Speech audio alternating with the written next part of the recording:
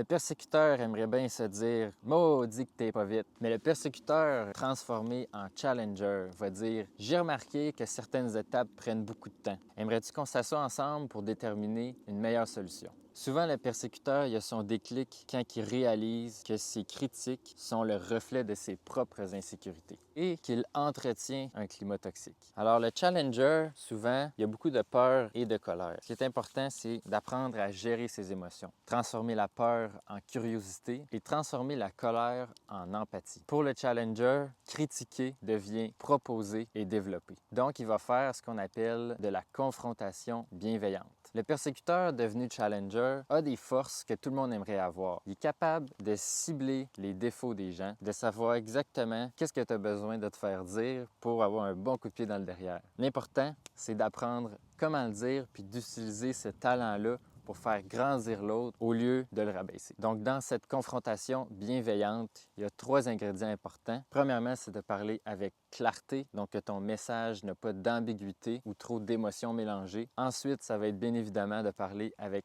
respect, fait que de considérer la personne dans le message qu'on va lui dire. Et le 3e ingrédient, c'est le dialogue. Fait que dans l'intervention du challenger, il va vraiment avoir une invitation à l'échange. Donc, c'était mon dernier vidéo sur le triangle de Karpman, triangle dramatique devenu triangle dynamique. J'espère vraiment que ça vous a parlé, que ça vous a plu, puis j'aimerais que vous écriviez en commentaire lequel que vous a le plus parlé et pourquoi.